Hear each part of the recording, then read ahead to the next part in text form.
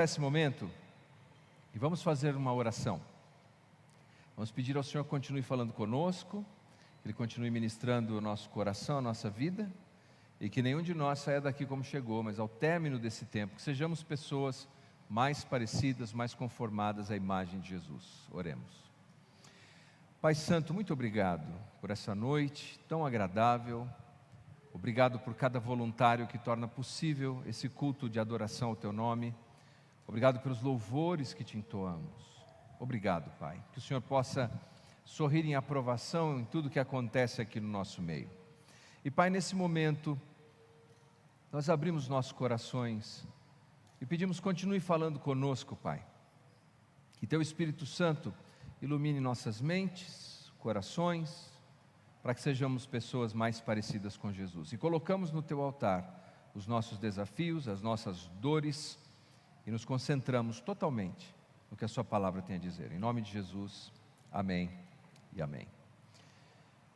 Bom, o nosso tema, como bem disse aqui nosso irmão Gobi, é desidratados. Todos nós sabemos quais são os sintomas da desidratação física, mas existe uma desidratação que é emocional, que é espiritual. E ela passa a ser tão grave algumas vezes que é incapacitante. Dizem que quando você sente sede, é porque você já desidratou. Você precisava já estar tomando água antes de sentir sede.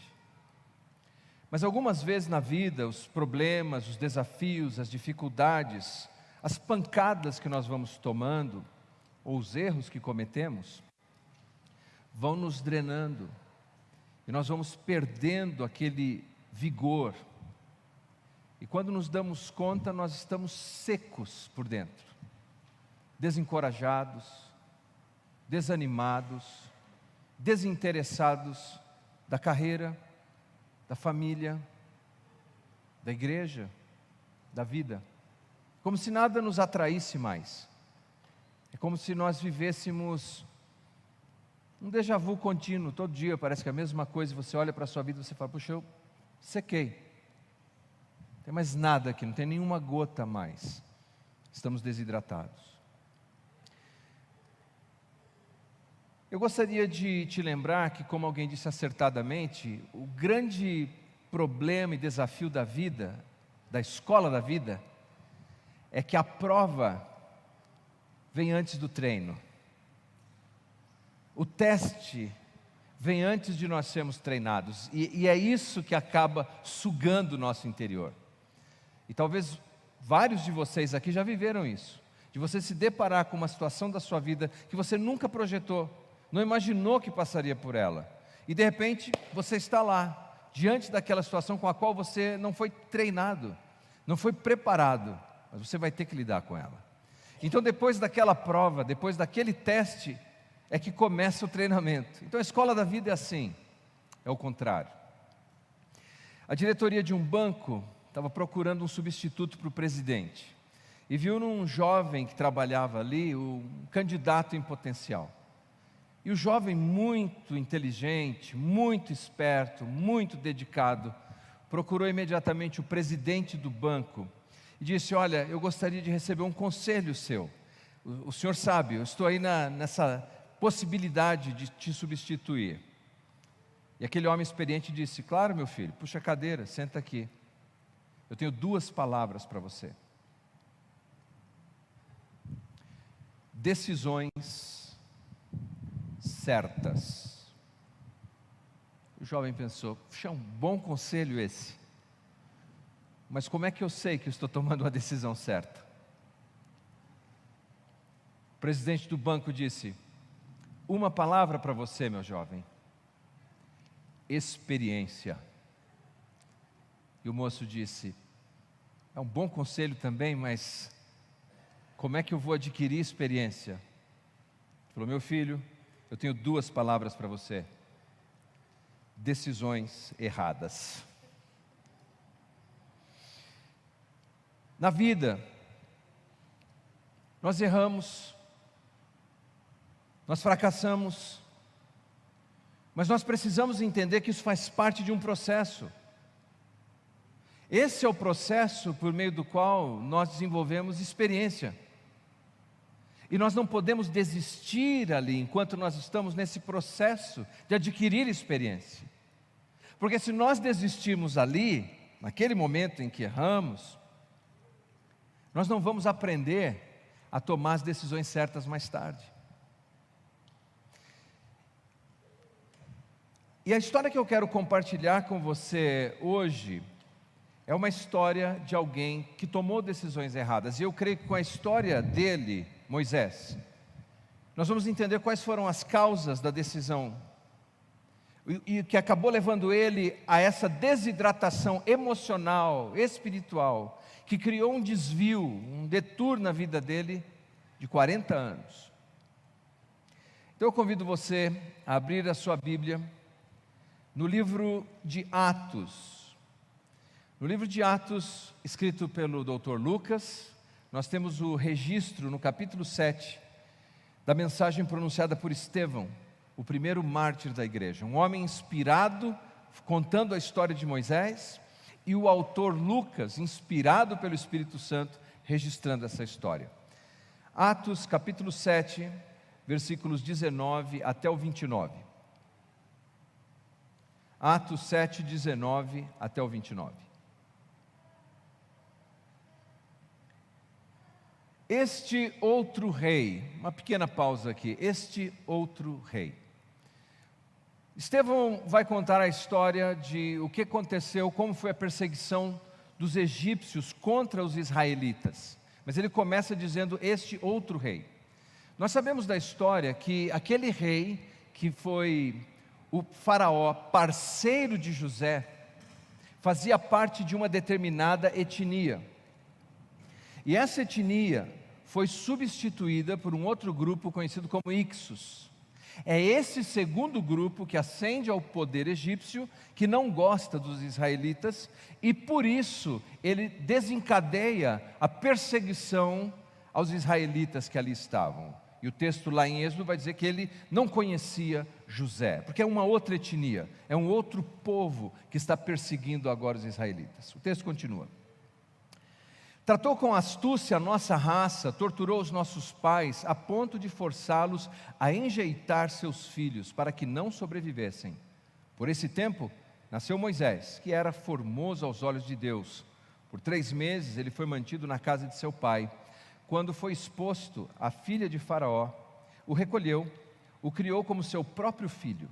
E Moisés foi educado em toda a ciência dos egípcios e era poderoso em palavras e obras.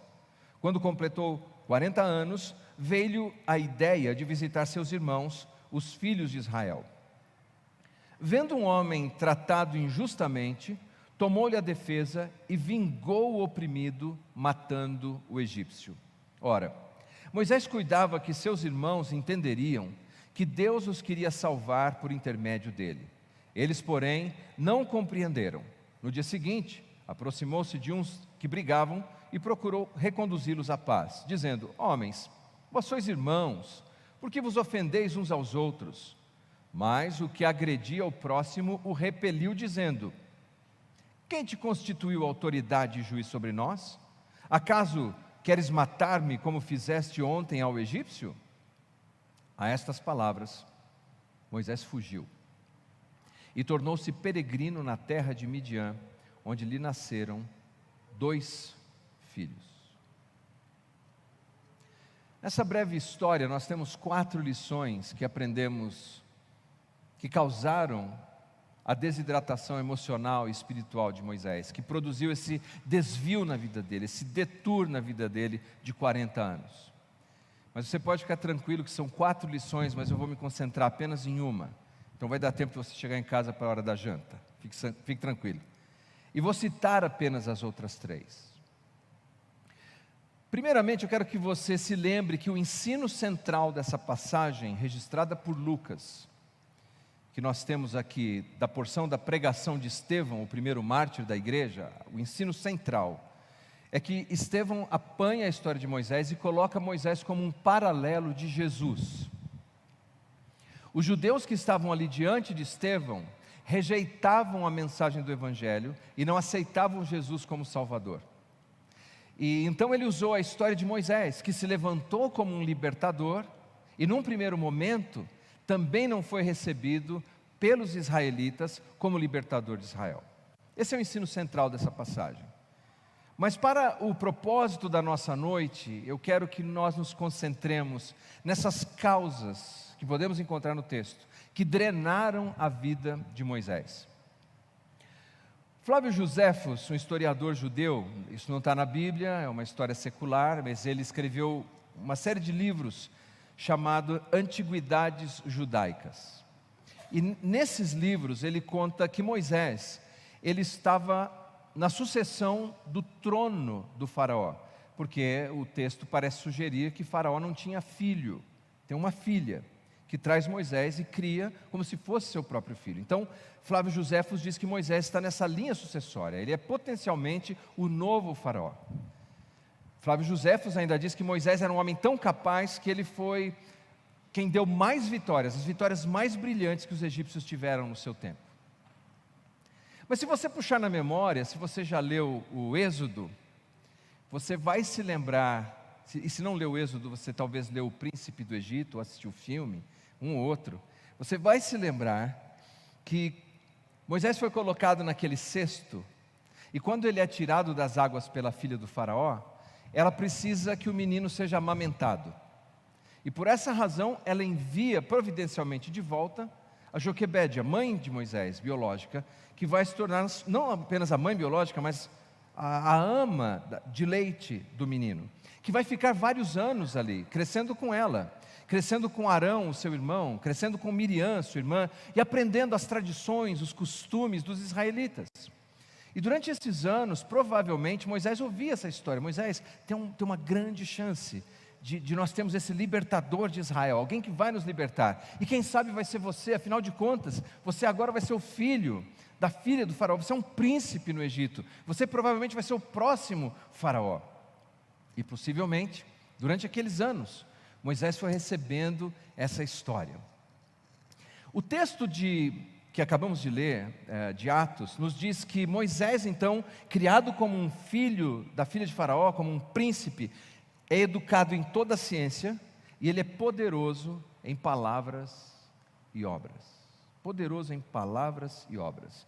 A palavra grega aqui é dunatos, que significa alguém que tem a capacidade de suportar a provação. Alguém que tenha fortaleza para lidar com as dificuldades da vida com paciência. Moisés era assim, foi treinado para ser assim. Até que um dia, com 40 anos de idade, ele vai visitar os seus irmãos israelitas que estão sofrendo sob o chicote do faraó egípcio.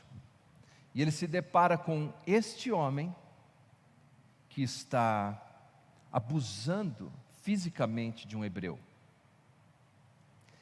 E o que faz Moisés? Naquele momento, o homem que era conhecido por ser poderoso em ter o que nós chamaríamos hoje inteligência emocional, descarrilhou, perdeu o controle. E Moisés responde àquela situação num rompante emocional. E nesse rompante emocional, Moisés faz justiça com as próprias mãos, mata o egípcio, enterra na areia. Ele acha que está tudo certo. Mas no dia seguinte, ele volta até lá, talvez até animado, porque resolveu um problema, vem mediar uma briga entre dois hebreus, e um hebreu diz assim: quem te constituiu juiz sobre nós? Quem te deu essa autoridade? Você vai me matar também como você fez com o egípcio? E naquele momento, cai a ficha, e Moisés foge, porque o faraó agora, que tinha Moisés na sua linha de sucessão, agora tem Moisés na sua mira, alguém que seria executado por ordem do faraó. Uma pergunta que surge então nesse momento é a seguinte: ele respondeu de maneira emocional e perdeu a razão. Eu fiz até um verso para a gente não esquecer. Estão prontos? Me deu trabalho fazer esse verso aqui, ó. Quem age com emoção perde a razão. Pegaram? Pegaram? Quer ver esse lado como aprendeu rápido? Eu vou contar até 3, vocês repetem. 1, 2, 3. Olha aqui, ó. Veja só, eles estão mais animados, porque eles comeram a feijoada de ontem que sobrou, estão com mais... Quer ver?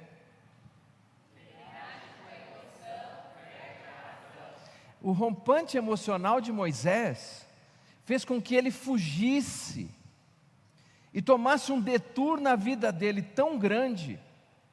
A distância que Moisés percorreu fugindo foi mais ou menos como daqui em Foz do Iguaçu, em termos de quilômetros. E lá ele foi ser um Zé Ninguém, ao ponto de ter que trabalhar cuidando das ovelhas do seu sogro. Eu já trabalhei para o sogro, eu sei como é que o negócio é duro. Foi isso que Moisés foi fazer. Ele foi trabalhar para o sogro, por causa daquele rompante emocional. Essa é a primeira causa da desidratação espiritual. Quando você perde a rédea das suas emoções e você responde de maneira descontrolada e mete os pés pelas mãos, e depois vem as consequências disso. Mas surge uma pergunta aqui. Deus nos criou como seres emocionais? Sim? Sim. Então as emoções são ruins? Não. As emoções são boas. Abra por favor a sua Bíblia no Salmo 139, no versículo 13. Salmo 139, versículo 13.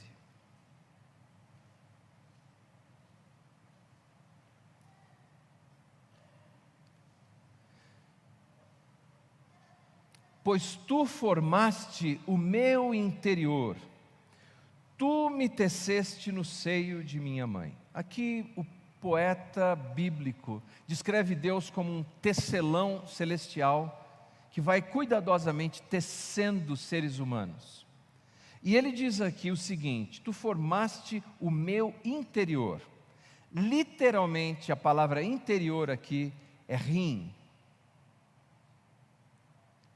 Veja por favor o Salmo 73, versículo 21.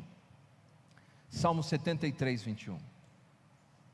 Quando o coração se me amargou e as entranhas se me comoveram, entranhas aqui, meu íntimo, meu interior, rins. Provérbios 23, 16.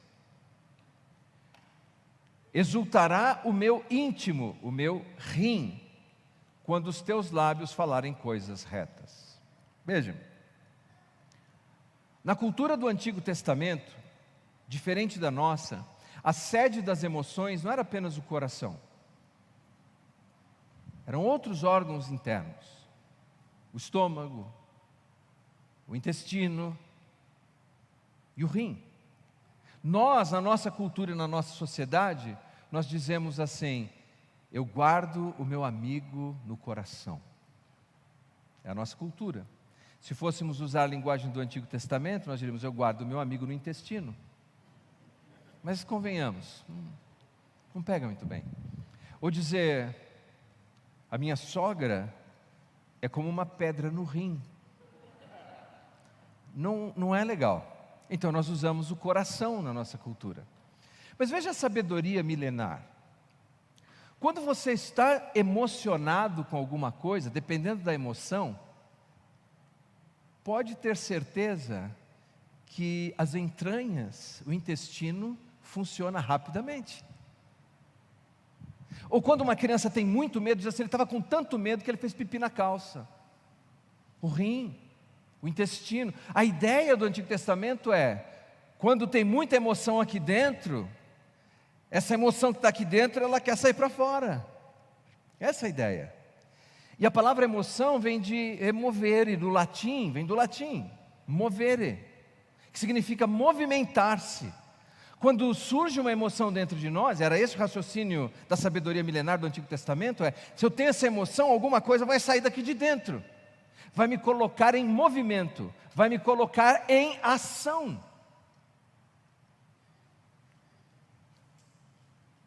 E é por isso que nós temos que ter cuidado quando surge a emoção na nossa vida, qualquer que seja, porque a emoção é como se fosse o combustível. para eu me colocar em movimento, mas eu tenho que continuar dirigindo o carro. Eu não posso soltar a direção. Imagine o seguinte, esse insight eu tive hoje de manhã. Alguns problemas que nós temos na vida é porque nós estamos tomando decisões com o intestino. Quando vem a emoção, eu preciso analisar o que eu faço com essa emoção. Se você está alegre demais, os adolescentes sabem disso, eles olham, os pais estão muito alegres naquele dia. Parece que viram um passarinho verde, estão rindo. Aí é a hora que o adolescente fala: e aí pai, posso ir naquela festa? Vai. Cuidado, está agindo na emoção, pode se arrepender depois. Espera aí, vamos conversar, que festa é essa? Já muda? Senão, desculpe os adolescentes no recinto, não quero criar dificuldade para vocês. Ou se você responder com raiva. Então o que nós precisamos considerar é o que a Bíblia nos diz sobre tomar decisão assim. Afinal de contas, quem age baseado na emoção, perde a razão. Veja aqui em Mateus capítulo 26, Evangelho segundo Mateus, capítulo 26, versículos 51 e 52. É uma outra história, Jesus está para ser preso agora, a guarda do templo está ali, talvez uma guarda de soldados romanos, e o texto diz assim: eis que um dos que estavam com Jesus, nós sabemos que é o apóstolo Pedro, estendendo a mão, puxou a espada e ferindo o servo do sumo sacerdote, que é Malco, decepou-lhe uma das orelhas. Mas Jesus lhe ordenou: embainha a tua espada, pois todos os que lançam mão da espada, pela espada morrerão. Pedro, ao decidir agir num rompante de emoção, desembanhando a espada, se colocou numa situação de ser morto ali mesmo. E só não morreu, só não foi morto, porque a guarda do templo está ali, talvez soldados romanos estavam ali, só não foi morto porque Jesus consertou a situação. Jesus apanhou a orelha de Malco e colocou no lugar. Mas exortou Pedro: não, Pedro, não é assim que se age. Mas veja que a decisão de Moisés era como se as sirenes estivessem tocando dentro dele. E isso que está acontecendo está errado, é injusto. E Moisés foi libertar aquele homem, mas foi libertar num rompante de emoção. Pedro, quando viu aqueles homens prendendo Jesus injustamente, ele teve um rompante de emoção, desembanhou sua espada: isso aqui é injusto, eu vou agir. Mas num rompante de emoção, Jesus disse: não. Digam para eles, por favor, qual que é o nosso verso. Quem? Isso, obrigado. Como ele ficou meio confuso aqui, o Renato, ele está pensando no louvor que vai cantar, vocês ajudam ele. Quem? Pegou? O outro Renato aqui que librou o negócio. Joia. Mas é tudo planejado, é só para a gente repetir mais vezes. Então veja, algumas vezes na vida, inclusive em ambientes de igreja, nós recebemos uma carga de emoção por meio da música, por meio do piano, por meio do ambiente, por meio das luzes. E aí se faz um apelo bonito para quem quer, por exemplo, ser um missionário. E a pessoa vai em lágrimas para frente, mas foi uma decisão tomada na emoção. E depois de alguns dias lidando com os desafios do que significa uma vocação como missionário, como um pastor, ele se vê totalmente perdido.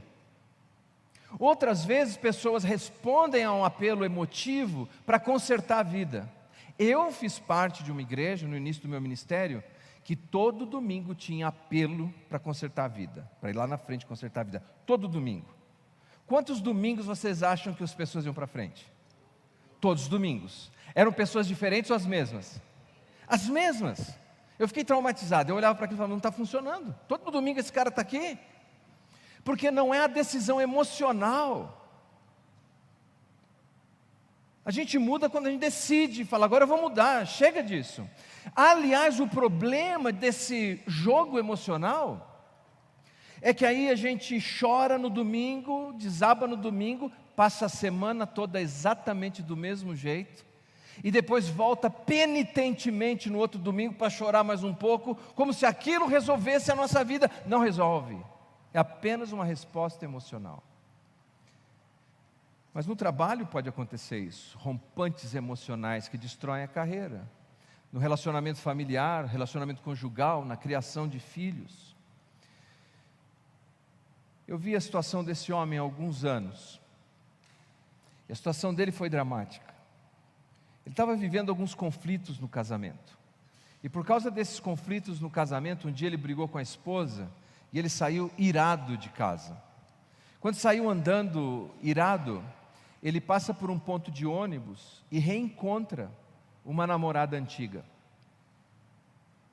Naquela mesma noite ele foi para um motel, ele manteve relações sexuais com aquela mulher que não era sua esposa, por raiva, num desejo punitivo da sua esposa. Mas é claro que depois de ter feito tudo isso, ele estava arrependido, amargurado, entristecido, não deveria ter feito isso. Só que aquela mulher ficou grávida. E você pode imaginar as consequências na vida dele? Porque quem age apenas na emoção, perde a razão. Então nós precisamos olhar para a Bíblia e pensar o que a Bíblia tem a nos dizer. Provérbios 16:32. Melhor é o homem paciente do que o guerreiro, mais vale controlar o seu espírito do que conquistar uma cidade. Então, como eu olho para a emoção, você deve olhar assim. Quando essa sirene toca dentro de você, é importante fazer duas perguntas. Primeira, Senhor, por que eu estou sentindo essa emoção? Deus, Ele disse a Caim, quando Caim ficou irado por causa do seu irmão Abel, Deus disse, por que você está irado? Em outras palavras, por que dessa emoção? Qual é a razão dessa sirene estar tocando dentro de você? Porque está te dizendo algo. Essa é a primeira pergunta. Por quê? Segunda pergunta é, Senhor, agora esse combustível que está aqui dentro, como eu devo me mover? Que resposta eu devo dar a esse sentimento? De maneira que o teu nome seja glorificado e avance o reino de Cristo entre os homens. Se você fizer essas duas perguntas, a emoção será uma bênção, porque será bem canalizada na sua vida. Moisés, primeira causa da sua desidratação foi agir assim. Mas rapidamente, as outras três causas da desidratação de Moisés. Êxodo capítulo 2, versículo 12, diz assim: E olhou Moisés para um lado e para o outro, e vendo que ninguém ali havia, matou o egípcio e o escondeu na areia. Moisés estava mais preocupado com a opinião das pessoas, dos homens, do que com a opinião de Deus. O texto diz assim, ele olhou para um lado, olhou para o outro, não tinha ninguém ali, então ele foi e matou o egípcio. O que nos leva à nossa desidratação espiritual e emocional é quando a opinião dos homens, a opinião das pessoas está acima da opinião de Deus. Há homens que vivem isso, ele quer a aprovação do pai dele terreno e fica fazendo marabaliza, papai, e não vem, aí ele fica frustrado e ele vai afogar as mágoas na bebida, por exemplo. Não. Moisés olhou para um lado, olhou para o outro, não tinha ninguém ali, ele fez o errado. Mas e Deus, não estava presente? Então, veja, muitas horas do seu dia, não vai ter a sua família perto de você, não vai ter pastor perto de você, não vai ter irmão da igreja perto de você, não vai ter diácono, presbítero, nem um clérigo, nada disso, você vai estar lá. Você vai olhar de um lado, do outro e falar, bom, acho que eu vou... Deus está presente. Lembre-se que a opinião de Deus é a opinião mais importante. Outra coisa que nós vemos é que Moisés agiu na sua própria força. Ele viu uma injustiça e ele falou, eu vou resolver da minha maneira. Eu vou resolver com as minhas próprias mãos. Dizem que nós cristãos temos esse hábito. Oramos no domingo dizendo, Senhor, faz alguma coisa. Mas se até segunda, às 7 da manhã ele não fizer nada, a gente faz.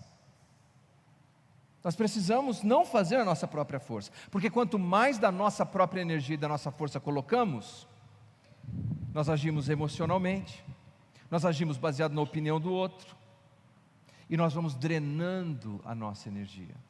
E finalmente, nós vemos que Moisés, depois de matar aquele homem, enterrou sob a areia, e ele achou que a situação estava resolvida. Esconder os nossos erros não nos torna melhores. Esconder um erro não resolve o nosso problema. Moisés achou que tivesse resolvido. Mas o próprio Moisés vai mais tarde escrever em um dos seus livros o seguinte: o seu pecado te achará. Situações não resolvidas, pecados não confessados, problemas que nós não lidamos, pessoas que nós não compensamos o prejuízo que causamos, mais dia, menos dia, vão nos encontrar. E lá está Moisés, desidratado, 40 anos, cuidando das ovelhas que não eram dele, no deserto de Midian, cuidando das ovelhas de Reuel, seu sogro. Mas será que, por causa do erro de Moisés e do fracasso de Moisés, Deus desistiu de Moisés? 40 anos depois, quando ele achava que já não tinha mais propósito, não tinha mais nenhum projeto de Deus para ele, a sarça ardeu, e Deus falou com ele da sarça. E dali em diante Moisés entendeu que ele não precisaria fazer na sua própria força, mas na força de Deus, no poder de Deus. Moisés entendeu que poderia colocar as suas emoções nas mãos de Deus. Aliás, ele não agiu num rompante, mesmo com a sarça ardendo e Deus falando, ele falou: tem certeza, Deus? Em resumo, é isso que ele disse. E Deus o comissiona, e ele vai adiante. Você, como você está lidando com as suas emoções? Como você está tomando decisão na sua vida? Você se preocupa mais com a opinião das pessoas à sua volta do que a opinião de Deus? Você está escondendo os seus erros ou está tratando de resolvê-los? Como é que você está lidando com a sua vida? Agora, pode ser que por causa das suas escolhas você fracassou e tem se sentido fracassado. Deus desistiu de você? Deus não desistiu de Moisés, e Deus não desistiu de você. Esse jovem executivo da IBM, ele causou à empresa, lá no início da empresa, um prejuízo, uma negociação que ele fez de 10 milhões de dólares. E depois disso, de causar esse prejuízo enorme, o fundador da IBM, Tom Watson, chamou aquele jovem no escritório dele. E o moço já entrou ali igual um caramujo, né? Você pode imaginar. E ele disse assim, o rapaz: o senhor vai me demitir, né? Já sei, o senhor vai me mandar embora. E Tom Watson disse assim: te mandar embora? Te demitir? Você está brincando comigo? Eu acabei de investir no seu treinamento 10 milhões de dólares. Como é que eu posso demitir você agora? Deus investiu na sua vida. Não ouro, não prata, não joias, não dinheiro. Deus enviou o melhor que Ele tinha. Ele enviou o seu próprio Filho, Jesus, para vir até essa terra, morrer na cruz do Calvário em seu favor. E eu te digo, se todas as pessoas do planeta tivessem feito certo, e só você tivesse feito errado, Ele teria enviado o seu único Filho por você.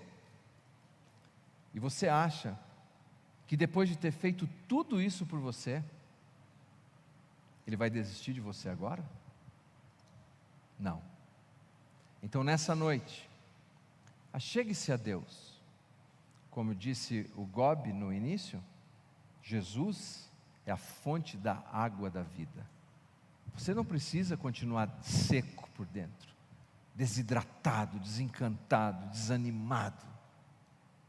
Confie em Deus. Deixe que Deus faça na sua vida aquilo que Ele pode fazer na sua vida. Você não está aqui nessa noite por um acaso.